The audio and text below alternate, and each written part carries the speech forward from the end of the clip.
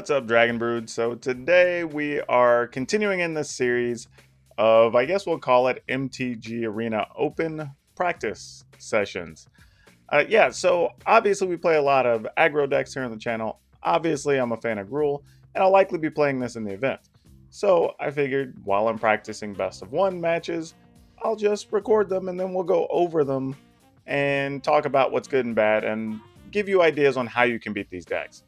The thing is, I'm focusing on the three largest decks. So yesterday we covered how you do battle against Yorion decks. Today we're going to talk about the various versions of the Lurrus decks. Though they are different, they have a lot of similarities in the low-cost creatures, generally either going to fall in the Sacrifice realm or something like Mardu Knights, where it's just heavy aggro. And just want to talk about different lines that you can take to still be competitive against those decks if you choose to play some version of Gruul. So I do have this deck list down below. I may be making some changes to it over the next couple of days, but for now, kind of leaving it as is, and we're just going to play it through these various matchups. So let's take a look at the deck.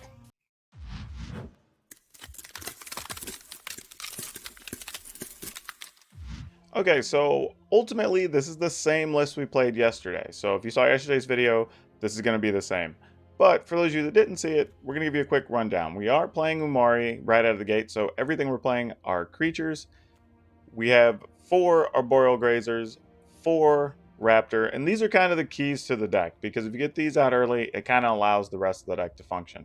Playing 2 Voracious Hydra, really for 2 reasons. The first is that we needed some additional removal, so I added 2 of these in through some early testing, but it also allows us to get a really big creature with trample later. So if you end up making a Voracious Hydra for, say, as a 6/7, and then you end up putting one of these mutate creatures onto it, well, now you're going to have a 9 or 10 power creature with trample. And actually, you saw in yesterday's video, that's actually how we won one of those games. Bonecrusher Giant for 4, again, mostly for removal. However, when you're playing against decks like yesterday, like Yorion, you really are just playing it as a 4/3. However, today, because we're playing against Lurrus decks, more often than not, we're going to be using it as a removal card. Spellbreaker. The biggest thing today we're going to be looking at Spellbreakers. More often than not, you're going to be making it as a 4/4 with that extra +1/+1 counter.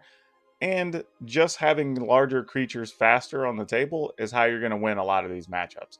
So the goal today is just going to be to outsize the opponents. Then we have Gem Razor, which is not going to do a lot from the standpoint of being able to destroy artifacts and enchantments. However, there are some times we may actually be able to get rid of a Witch's Oven, which isn't going to be terrible. Great Horn, just a good way to keep your mana going. It's a 3/4. It's going to be larger than most things that are going to run into it today. Questing Beast, all around good card, 4 copies. Ceratops, generally this is a good card we want in matchups like yesterday with the Yorion decks, but we actually don't want this, honestly, that much against these smaller creature decks. The benefit is it does trample, so once things kind of level out in the game state, you will be able to punch through, which is nice, but it's not the most important card you want. This is kind of the balance of this best of one situation. You have to play some things that are great in some matches and mediocre in others. And then we have 2 copies of God Eternal Ronus, and this is just to help those tramplers push their way through. It's a creature that's hard to kill. It's a 5/5. It has Death Touch, so there's a lot of things going on with this card. Lands, we have 6 mountains, 2 Castle Garenbrig, 8 Forest, 4 Stomping Grounds, 3 Temple of Abandon, and 1 Bonder's Enclave. So nothing too crazy there, but now that we've gone over the deck, let's go look at the games. As a heads up, so you know, I'll be playing some light music in the background, so hopefully it's not too distracting. These are matches that I pre-recorded, and then I just basically did a whole practice session, and then I broke out all of the matching deck types so I could put them in video format. So we'll be going over the games I've already played against these Lurrus decks, and I'll kind of be giving my commentary and explanation on why I took certain lines of play and what I think may or may not have been more or less successful. Yeah, I'll try not to fast forward too much. I will be kind of talking through the plays and hopefully not having too many dead spots here. We're kind of experimenting with a new way to do videos.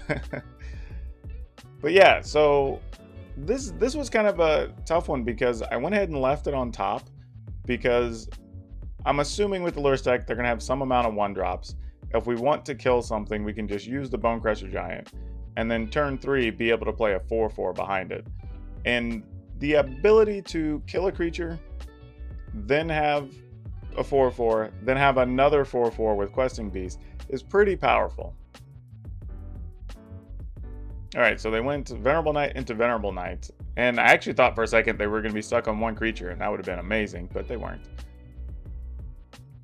And I will say, for these matchups, the opponent having the Knight of the Ebon Legion really kind of balances stuff out a little bit, because it gives them the opportunity to take down some of our fatties, and it reduces some of our advantage. Yeah, this was a tough one, but I decided, you know what, I'm going to go ahead and block here. Yeah, they'll likely pump their champion, but that's fine.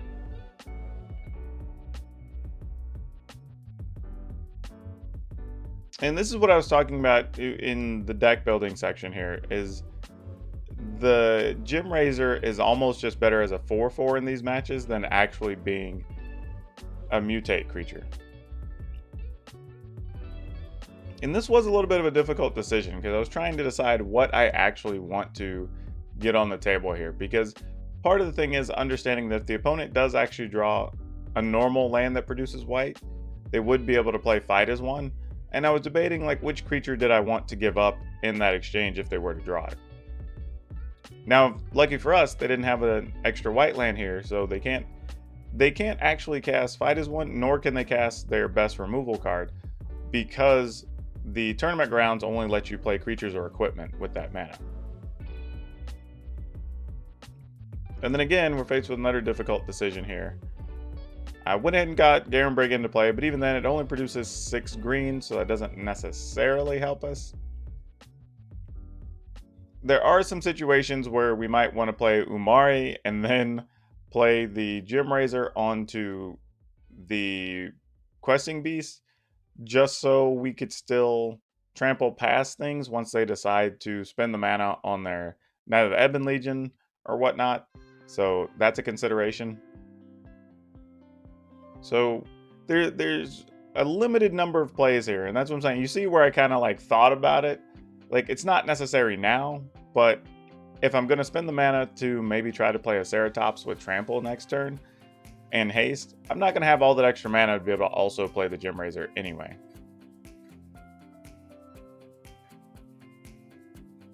Yeah, over-under doesn't really matter there. They're both 4/4s. The opponent's likely not going to block with their champion here. And then they had a Blacklands Paragon, so I was like, oh, that's unfortunate. But we at least do get a trade, and we do still get the trample through. But again, this was a misplay. Knowing that they're playing Knights, they very well could have been playing the Blacklands Paragon, which they were. So now I actually lost 2 for 1. Like, that extra couple of damage I got isn't really that much better than it would be to just to have had an additional creature.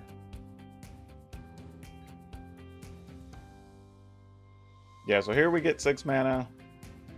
Kind of decide what we want to do with it. We can play that, then play this extra land from our hand, and still play a Gruul Spellbreaker. But I think, honestly, that last turn is how we ended up getting into a worse spot here, because us having additional 4/4s would have been huge, especially since the Gem Razor is also Trample. That would at least set us up so in the event that we found one of the God Eternal Ronus, we'd be that much closer to winning.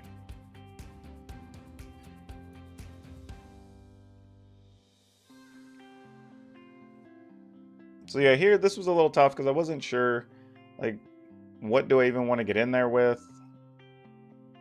Am I trying to kill more things now? Do I want them to maybe be able to protect something? And then it was like, oh, they had another Blacklands Paragon. So, like, that was doubly bad. Like, those were 2 pretty rough back-to-back turns for us.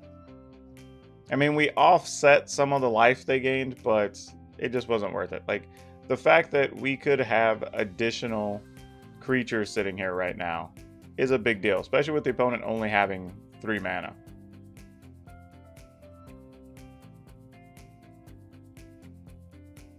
Like, that's just a really, really tough situation. They also didn't pump here, so I was kind of curious what they were doing. I was like, oh, all right, that got through. And it's like, okay, well, they have a way to drain for a couple of points, which is still pump, but both are Knight of the Ebon Legions. But yeah, I think those back-to-back turns, just getting overly aggressive, just are leading to the downturn in this game. And I think that's a good point, too, is the thing you have to realize is against the Yorion decks, we are the beatdown. You know, against the Lurrus decks, you are no longer the beatdown. Like, your job is to pick and choose where to eliminate their creatures, try to outsize them, so maybe you're trampling here or there with one creature, and then try to set up a big hit to end it if you can. Or at least get into a war of attrition that you can win because your creatures are bigger.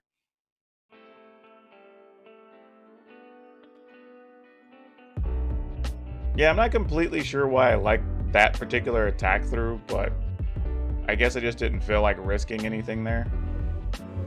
I could have been gun shy too, because we already got burned twice by the Blacklands Paragons.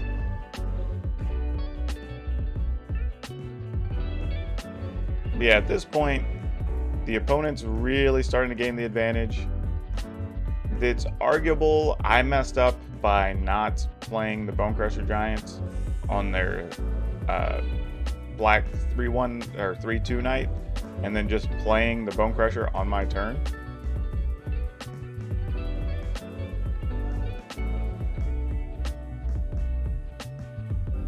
Yeah, and it's like, oh, they also had Rimrock Knight. So we kind of got a little lucky that I held on to it. Even though I think fundamentally it was probably the wrong play. This actually ended up working out because now they don't get their Rimrock Knight because we destroyed the source. And we actually get to eliminate a creature. Now, admittedly, it turns one of the other creatures into a 4/4, but seems okay. One of the rare situations where it's not even a 2-for-1, it's a 2-for-none, actually, which is spectacular. And then here I started to feel a little bit better because I'm like, okay, we now have a 4/3, we got another 4/4. Downside is, opponent's going to be able to pump these knights and they're going to get annoying. I may have to give up 2 creatures to it. That's fine. And we can still sustain 1 hit from a knight pretty safely. Unless they have another, what is it, the Swordmaster, which would just drain us for the difference there, and that's no good.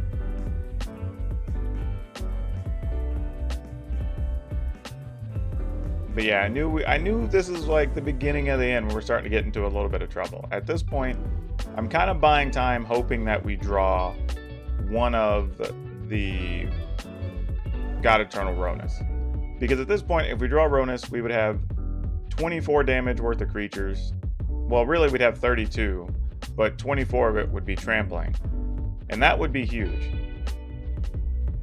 Because that would force the opponent to have to block with at least 2 of their creatures to not die, most likely. And that would allow us to start turning things around, but I mean, it was just one of those cases where we're like, we're not getting there. Or, truthfully, had we even drawn one of the Voracious Hydras, that would have been acceptable. Because we could have just spent a bunch, made a giant Hydra for, what would that have been? 6 mana, 7, 8, -1, 9. So there we could have even made a Hydra for like 6 or for 7. And that would have been plenty fine.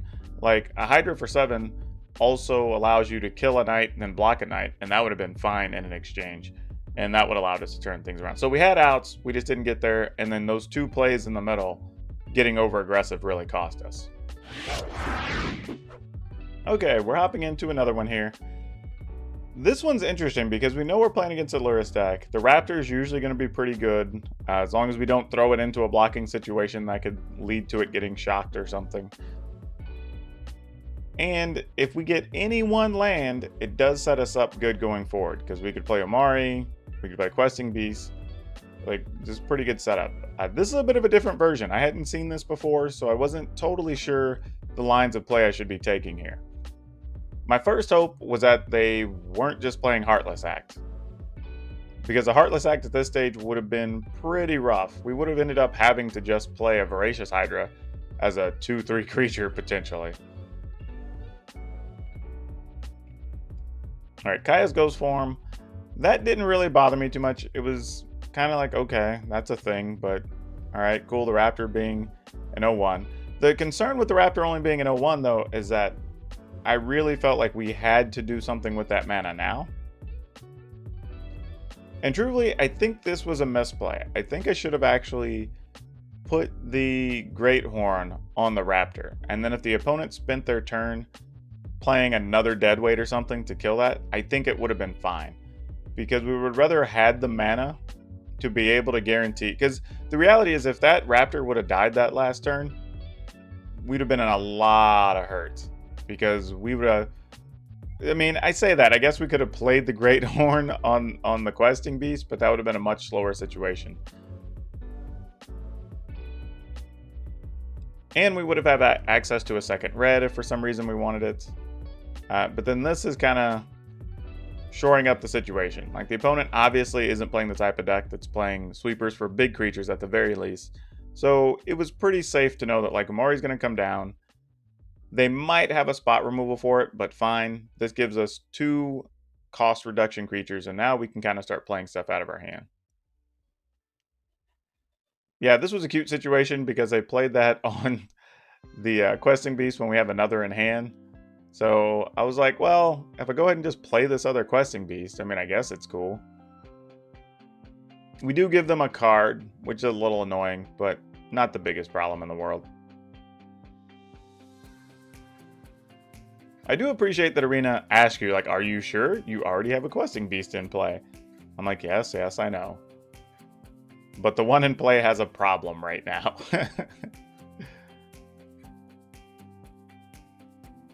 I mean, it's possible I could have played some other creatures and tried to work around it, but this seemed fine. The opponent can't block anything. They're going to go to 8. And again, this is what I was saying earlier in the videos. Like, a large chunk of this is just about outsizing the opponent for the most part. And really, that's a mistake too. I should have just have attacked with Umori, because the worst thing that's going to happen is they would block it, the creature would die, they would get their creature back. Like, it results in a card, but we don't really care.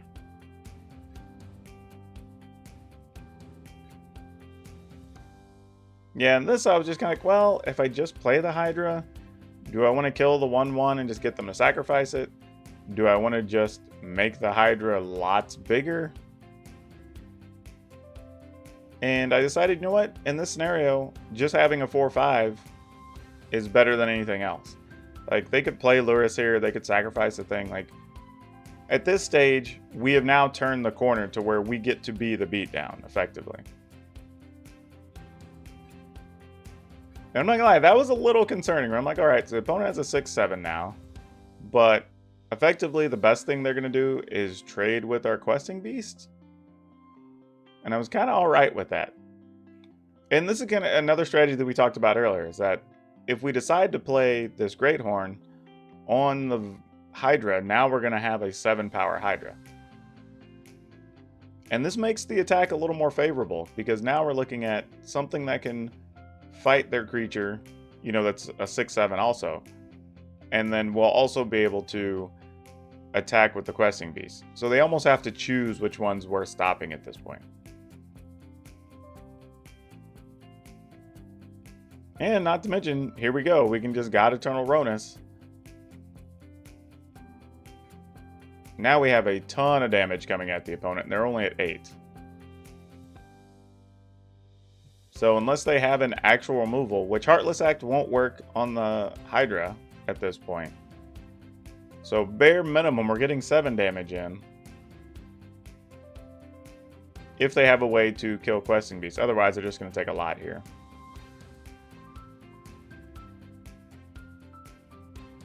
Yeah, that doesn't really do much because there's a Questing Beast on the table, which turns off a lot of that damage prevention. So that was a good game overall for us.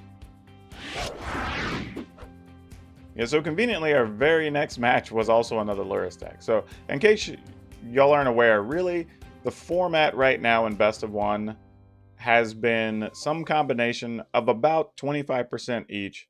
Lurrus, some mono red, mono black, Obosh list, Yorion being the third, and then just a mix of other things. So that's why I'm focusing on these 3 deck types, as those will likely be some like 50 to 75% of what you're going to play against. All right, so this hand I actually like a lot. It's a turn 1 Grazer. Even with us being on the draw, we can go into a turn 2 Greathorn if we like, and that's awesome. Or we could just play a big Spellbreaker, kind of depending on what we feel we need at that point.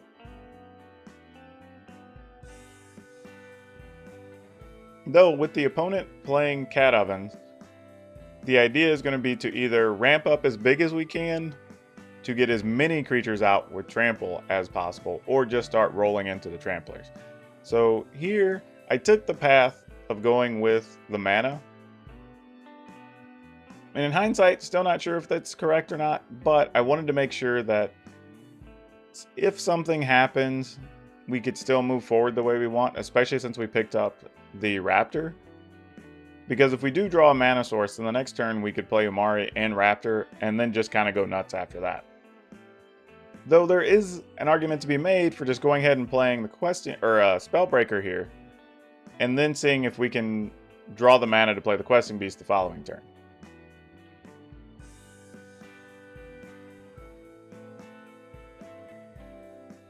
But I guess it's better to have it just guaranteed at this stage. Now this was pretty nice because it gives us a lot of options on this turn. Like we could run a Questing Beast out just to see if the opponent has a removal card. We could play the Gem Razor to force them to destroy our stack, which isn't the worst thing.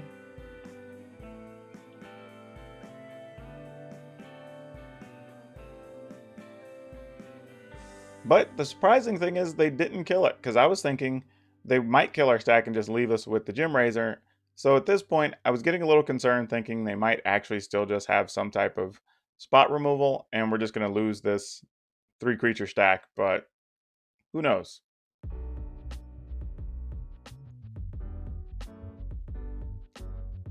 Yeah, this was tricky by the opponent. This was really good. This is definitely a variant of Lurrus we hadn't seen, and this is why you get these practice games in. So come game day, you've now seen enough things that they don't surprise you as much. And though we do lose some creatures here, I mean, it is like a 3-for-1-ish, though we did get a couple of lands off of it. They do get slowed down a little bit on their Cat Oven routine, so that helps. Yeah, this is where I was like, okay, this might start getting a little iffy here.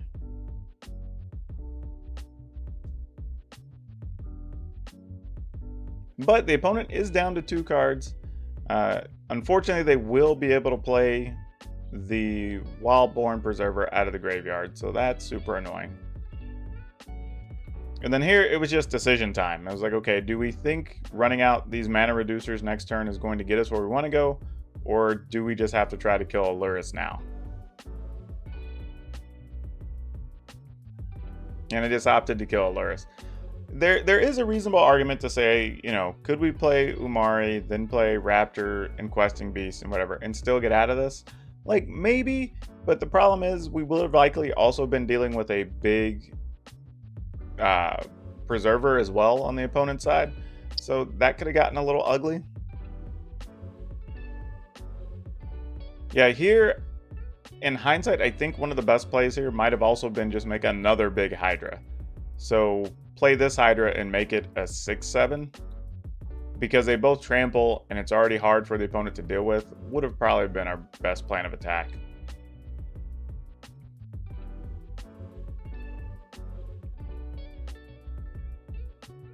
But I'm also being careful because I don't know what these lists look like at this point. So I'm trying to figure out what is the safest line of play.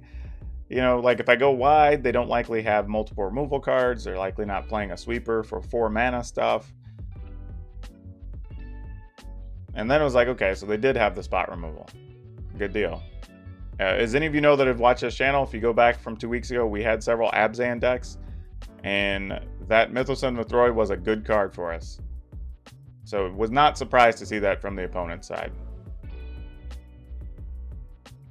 Yeah, dead weight, kind of annoying, but doesn't really do much. But I think the opponent also felt like there wasn't a lot they were going to do with it, so at least get the card out of their hand so they take less damage from their castle.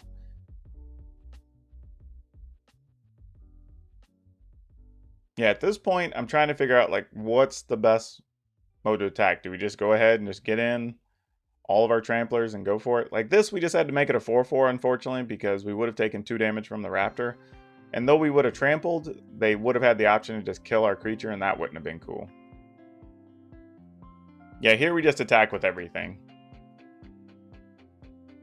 And I feel pretty good. Though we're only at 12 life, like that's enough that we're putting the opponent effectively on like a 2-turn clock with what's in our hand.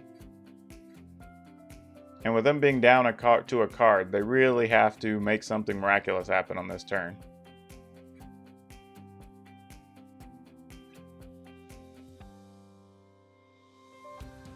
Yeah, just extra mana was nice, but kind of puts us in a situation that we're good to go. So now we get to give it haste and trample. But if you notice, we didn't really attack much until the very later stages of this game.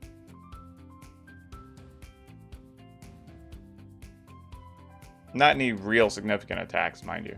Yeah, and there's another preserver. It's like, not a surprise. Figured they had something.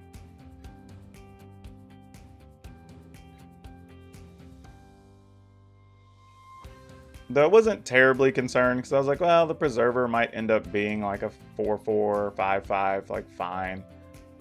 Though ultimately I was like, oh no, I did bad math real quick. They're going to make a really big preserver. But the opponent's also low enough that though it's bothersome, it's not what I would call a terribly big concern at this stage. Because they're using the preserver to stop the largest amount of damage, which is correct, but they also took a ton that turn.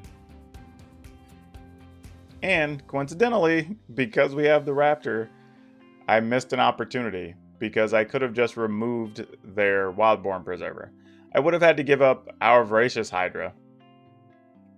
But yeah, let me just pause for a second. Like there, actually no, I guess I couldn't because I needed a second green. We'd use that extra green. Okay, never mind. So that was actually a fine play. I was about to yell at myself for missing an opportunity. But yeah, at this stage, the opponent's tapped a bunch of mana. They'll get a little bit of life, but with us having the ability to remove their preserver at this point, I don't think it really matters much.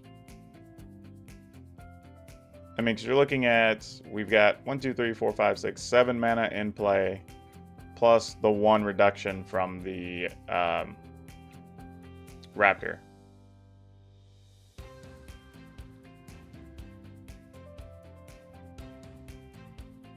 Yeah, so we can definitely do it for 6.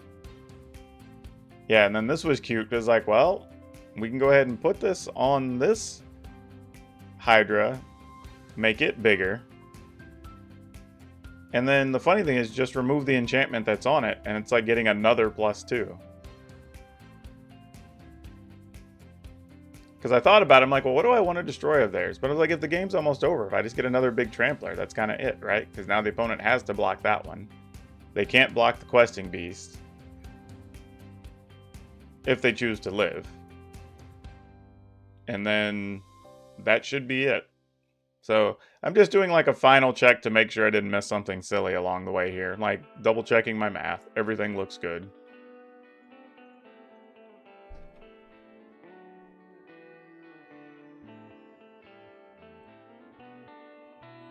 And this is saying something because even with the opponent finding a way to get a big Wildborn Preserver twice in this game, we were still able to outsize the opponent and pull out the win here.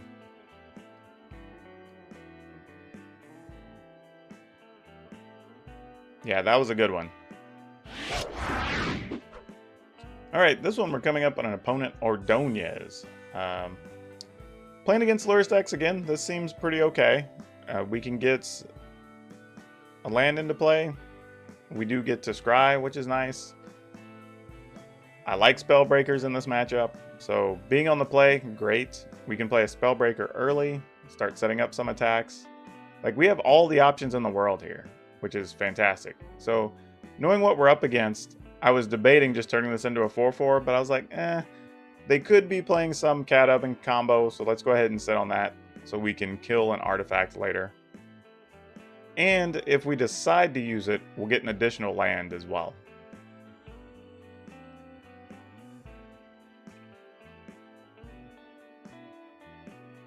But yeah, this opens the door for a lot of things here if we get a land next turn, because then we'd be able to play something and still use the Bonecrusher Giant Stomp, which would be nice.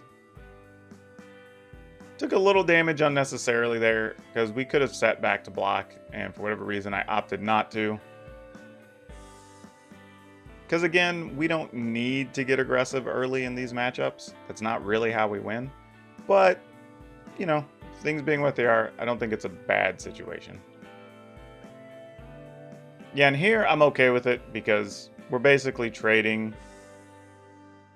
And they ended up not taking the damage. They're like, okay, cool, now they have a 2-2. It's a little concerning because I don't know if they're playing like Rimrock Knights or whatever if we choose to block. And this was a little suspect because I was like, what happens if I block here? Are they playing Shocks? Are they playing Deadweights? Like, so I got in this weird situation where I couldn't really afford to block. I had to just let the damage through. Which is an ugly spot to be in because you really want to block that, but it just sucks that I can't convince myself of a good reason to do it. Though the good news is the fact that they played that meant they didn't have a fight as one, so we get to kill their champion, which is fantastic. Here I did opt to haste because the opponent's down to 13. I assume they block 4, take 7. That does set us up in a pretty good spot because we have another Spellbreaker in hand. So there are several situations that if the opponent doesn't leave back 2 blockers, we could potentially win. And I have to admit, I was a little surprised the opponent just came out wanting to attack here. Like, this pretty much guaranteed that they lost. Because a Rimrock Knight is worthless here as a creature. With us having 10 on the table that they can't block. Yeah, they go to 5, and it's like, okay, well, unless these are 2 creatures that can chump block, that's pretty much it. But even then, we have a Spellbreaker. And it's like, oh, well, there's a Dire Tactics, but you're still at 5.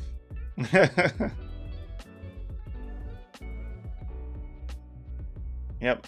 And then the weird thing is here, I got to thinking about a lot of different things for some reason.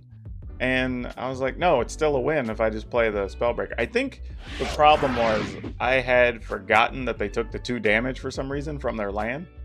So I was still thinking through the turn as though they were at 7. And I was here trying to like figure out like, okay, if I play this, then maybe next turn. And I was like, wait, they're only at 5. Yeah, sure. So I feel bad for my opponent. They probably thought I was slow rolling some damage there. But no, I was just, for some reason, caught in my own world.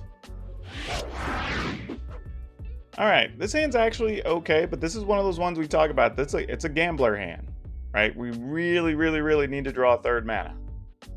But because it's a temple, it's like we get a shot at it. Alright, cool, it's right on top. So we knew we were going to effectively get to see 2 extra cards, like maybe one of those will be a land, but this will work. So now, first plan of attack, immediately turn this Gem Grazer, or Arboreal Grazer, mix 2 cards there, Gem Razor and Arboreal Grazer. And this is a great setup here. So immediately jump up to 4 mana. And then now we're not just ahead in size, but we now have a significant mana advantage. If the opponent decides to play something like a Witch's Oven, we'll get an additional land, and we'll get to kill a Witch's Oven, and we'll have a 4/4 Trampler. So this is a very good scenario for us here. Granted, the opponent's hand is still full of cards, so we're a long way from winning, but this is a great start. And you know, when I've had people ask, like, do these aggro decks still want to play temples and whatever? I did a video about 3 weeks ago now that talked specifically about that. And there are a lot of reasons you want them, and particularly in this case, because they scryed, it allowed us to keep a hand that we otherwise would have mulliganed.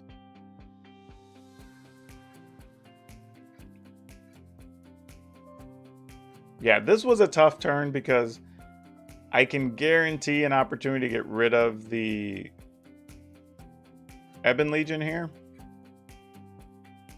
Or I could just play Umori and then set up possibly 2 spells next turn. And that's what I decided to do, because my logic here is if they choose not to do anything and just leave mana open for the Ebon Legion, then we're okay with that, because then when we attack and they respond, we can respond to them pumping by just killing it.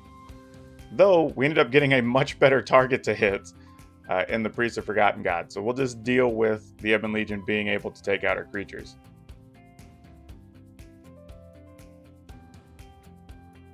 Yeah, this is a little bit aggressive here. Not sure if it was really necessary. I mean, we very well could have just played the Bonecrusher Giant here,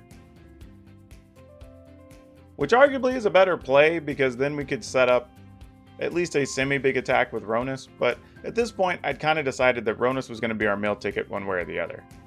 So getting something with trampling on the table isn't necessarily bad.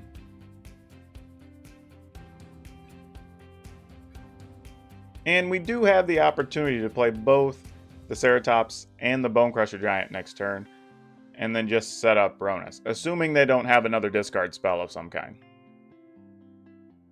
Because that was something to be concerned about. Knowing the opponent is playing discard, that is one of the few ways they'd be able to deal with this. And what's funny is that, you know, the turn after we play the Gem Raiser, it's, oh look, there's that oven we were worried about. Yeah, here I was just deciding, like, do I want to play this and give it haste, and then just play the Bonecrusher behind it? Do I want to play it, give it haste and trample? Or like, what situation are we setting up? But having that additional mana really ended up not mattering here, because we still have Umori on the table. The good news is, though, this basically makes the Ceratops a bigger target.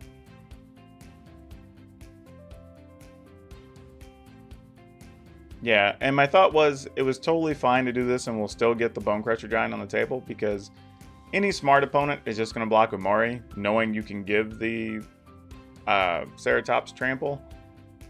Very few opponents are going to do the math and go like, well, if I block the Ceratops, you're going to spend the mana on that. But then the problem is they just die, because they would take an additional 4 coming in. So, yep, we were able to put that one away without too much work. Before we get into this next deck, I want to say, if you haven't taken a chance to check them out, check out cardsfair.com. They are a proud supporter of my content, which is amazing. They are helping me kind of be able to spend time making more videos and stuff, which is great. They're an awesome place to buy, sell, trade Magic stuff, and it's awesome. Check out their website. I will have their link below in the video.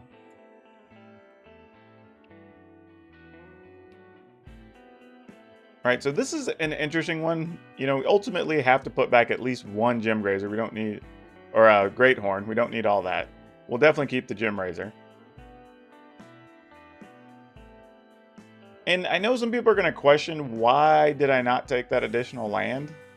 But I believe my thought here ended up, at the time, I was like, well, if it comes into play untapped or tapped and they have a way to kill my creature, I'm not going to do anything. But truthfully, that was just a bad choice, because even if it comes into play tapped, well, this turn we'd still be able to play the Gem Raiser or Great Horn with no problem. So we should have just done that. But turns out they played a creature we could kill here. So we're going to go ahead and do that. We did hit a third land, so that gives us some wiggle room. But truthfully, again, I think we should have waited. I think the better plan there is play the Great Horn. Make sure we have 4 lands. Because again, we still only have 1 creature. If for whatever reason we didn't draw a land this turn, we just weren't going to be able to cast a spell. So that was definitely a mistake. We got extremely lucky there. You need to remember to guarantee that you have a creature on the board, or else all of those mutate things are worthless. Because we didn't have 4 mana. I mean, we couldn't even have played Umori there if we wanted to. This opens the door and makes everything so much easier now. because we now have all the mana we need. Now we can play Umori and something the following turn, potentially. Because we can make 6 off of that Garen break.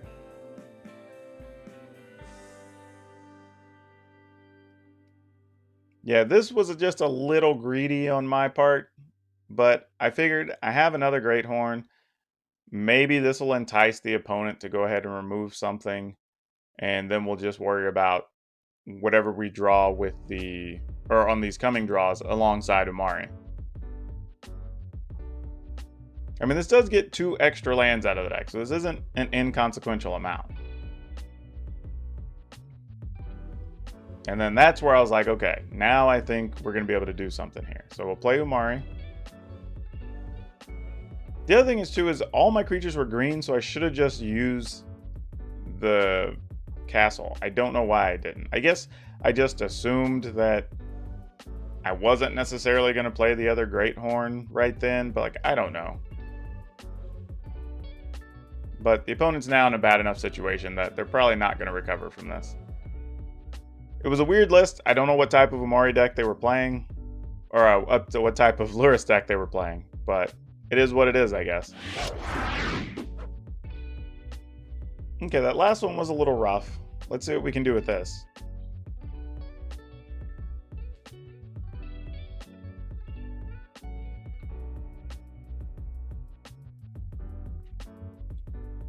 All right, this, I was kind of like, oh boy, this deck. What are we doing? Now, the good news is we do have Arboreal Grazer, which can block. We do have the Gem Razor that can also destroy something, so not a bad scenario overall to be caught in. And we can play Gem Razor here to get another land. And then we could play the Grazer just to have a blocker if we want it.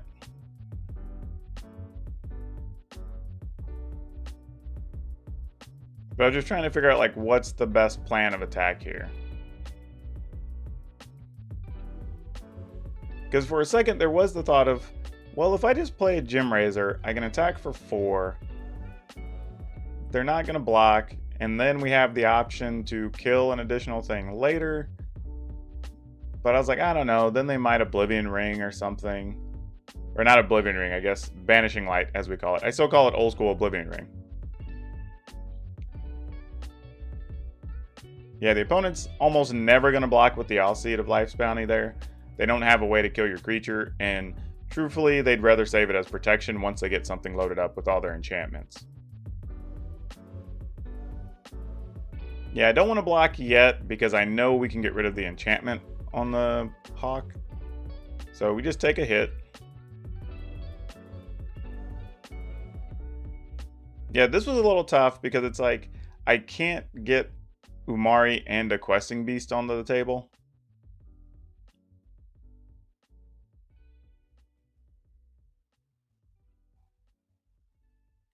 But we'll just go with this.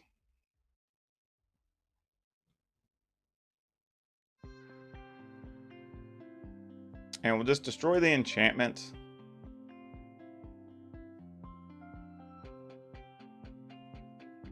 And the opponent could try to save the enchantment with the Alseid. Like, I knew that was a thing.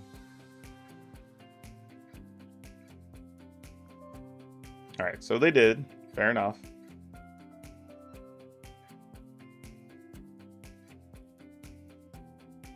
I mean, and one of the things you can try to do sometimes is kind of trick an opponent into playing or preventing damage when you have a Questing Beast incoming, because Questing Beast prevents them from saving that damage. Didn't play the Raptor because I still want to be able to get this other Questing Beast down and do stuff with it.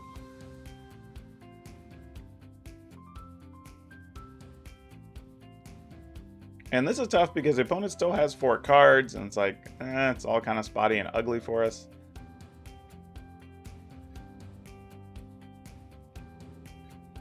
Stonecoil Serpent, not a happy time, but it's small enough we can deal with it. Yeah, the mistake here, I think, is you don't want to get too close to 10 life, because at some point, if they just have another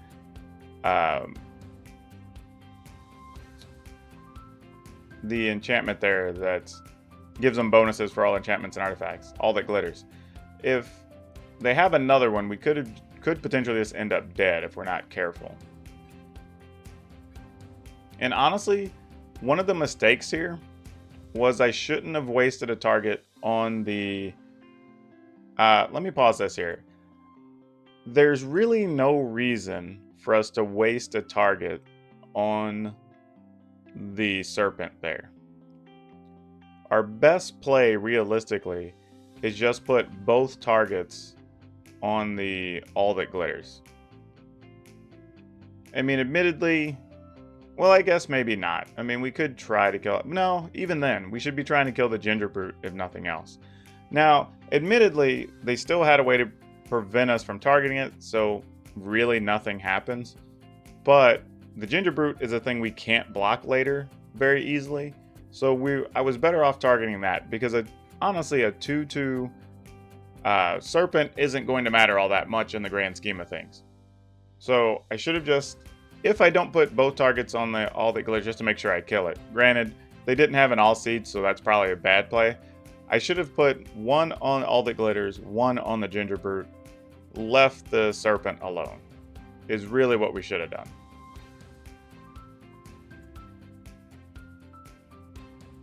But here we'll just go get that extra land. Obviously, we don't get to do anything awesome there.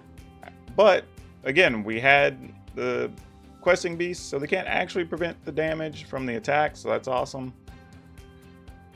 Though, opponents always seem to forget that.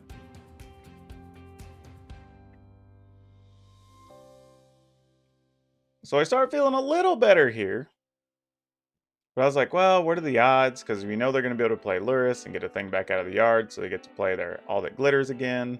So it's like, it's kind of annoying. And really, again, like I just said, we don't want to get to 10 or less. That's just like the danger zone. There's too many ways for them to get us. So realistically, I should have blocked on that turn. And not doing so, I think, potentially could cost us.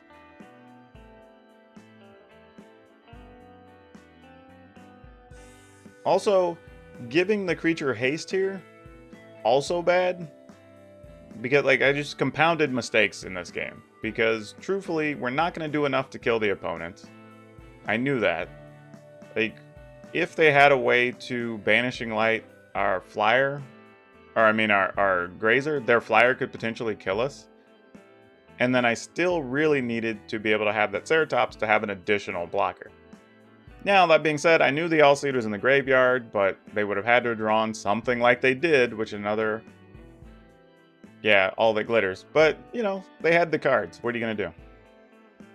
I mean, they had the actual combination of the all that glitters and a way to give it protection from a color.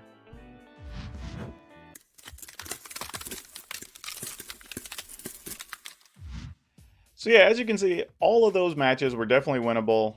I did make a mistake or two in a couple of those that cost me. You know, especially in that last one, it's very possible that had I just blocked the turn prior, we would have been alive for that following turn and still potentially could have won there. So there's a few things, but again, this is why we do it, so you get to learn from my mistakes, so you don't necessarily make the same mistakes, and you kind of get to see where the line is for winning and losing in a lot of these matchups. So I hope this helps you for sure if you choose to play this deck. Again, please check out my sponsor, CardSphere. They're really nice to me, and they're going to be really nice to you because it's going to be a great way for you to find cards that you need and save some money, which is very awesome. If you like this video, hit the like button. And if you haven't, please remember to subscribe, as we're trying to make our way to 1,000 subs by the end of the summer. And we're making amazing pace toward that, so please help me keep it up. And that's all I have for you today. We will see you next time.